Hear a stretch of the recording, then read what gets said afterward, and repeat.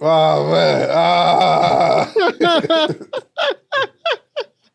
Whoa. Man, I had to pick myself off the floor, man. Nah, we were Wow. messaging in between, man, and I think we were both. I'm gonna read out the message for you guys. If Charlotte Flair and Cena win, we are coming on here and raging. And Yeah, trust me, yeah. man, we were both ready for that. We were both like, "Yep, cool. This is gonna be an angry episode of Wrestling Mates." But Yeah, I would have been so freaking pissed. I would have been so oh, if freaking they did pissed. that, if they did that, that would have been.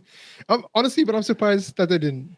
I'm surprised that they didn't. I was like down to the last two, even down to the last three. I was like, "There's no way they're gonna put Logan Paul in the main event of Yeah, WrestleMania. yeah. That's pushing it way too far." And then when it's Jey Uso versus John Cena, I was like, "We predicted John Cena. We predicted John Cena in the early predictions that we did. So we were expecting that, and then, wow, wow." Just yeah, they surprised us. I'll give them that. They surprised us. But all right, just for context for you guys watching, we just finished it like 5 minutes ago. So Yeah. this is why we're all like in scrambles right now. But wow. I mean, it was a John Cena move to do that. 'Cause I think his thing is to Yeah. push people that deserve it, and who deserves it more. Because I feel like this is Jey Uso's year, like 2000 and what was it? What year we in? 25. 25 now. Yeah, but 24 was the rise of Jey Uso. So 25, I see like, okay, now he's going to be like cemented in that historic category of wrestling. Definitely, man. Main event, Jey Uso main eventing WrestleMania. Ooh. Yeet Mania. I already see the t-shirts. Yeet Mania. You've been following Jay from like the beginning, right? Like, I mean, you've been watching wrestling a bit longer than I have, man. I definitely ducked out in between, so I didn't follow Jay in his early years, but I know you've been following him from the start, man. So how does it feel as a Jey Uso like fan from when did he debut? Like what was like 2010? Like I know he debuted with his brother and was it Tamina? Like that's I like I know the scene of when he debuted, but I can't pick the year. But it's been a long time, man. So far it's been a out. long time, but it's Jay, his time, man. The rivalry with Jay and Roman, that's what got me back into wrestling. Because me and the Mid, we both took a break at a certain point. So I think I started around COVID time. That's when I started getting back into it. But like long story short, my god brother got me into wrestling originally years ago, and he's a big Rock fan.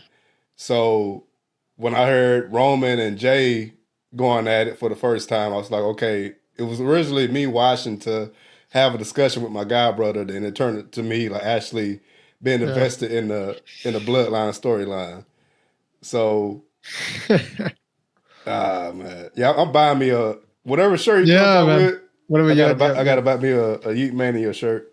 Yeah, man. I mean, they're gonna sell like crazy. Isn't Jey Uso like the highest like seller already? So you put some more merch.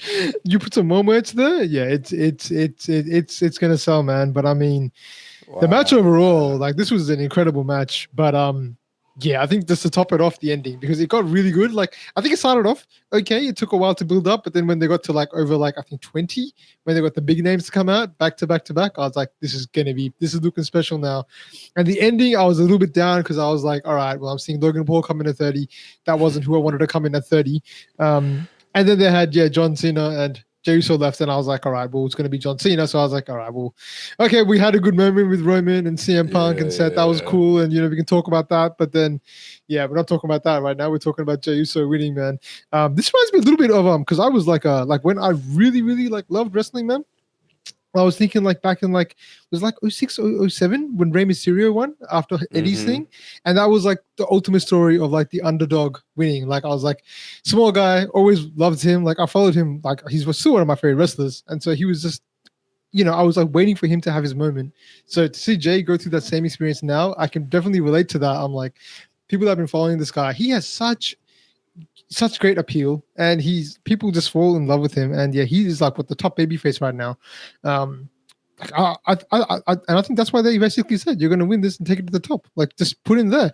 We just didn't pick him. Like we didn't pick him at all. We didn't even have him in our final four. To be honest, we didn't even have him in our final four. We were like, he might come out at number 6, number 7, be close, but another another down year for Jey Uso. But yeah, man, it was not that we didn't believe in him, but it's just we didn't expect WWE to give him that big push. Yeah, we didn't believe in WWE. Right, no. We didn't think that would come, especially with all the big names. Roman Reigns, Seth Rollins, CM Punk, John Cena. Like, we were going to think like, 2 of these are going to be main eventing somewhere, basically for the title. And so Jey Uso just fell sort of below that. Sami Zayn, Jey Uso, not sure who else. Like, the other like tiers just below, maybe they would be there. But yeah, man. Wow. Good on the WWE. Good on the WWE. This surprised me. That made it one of the best manias I watched to date.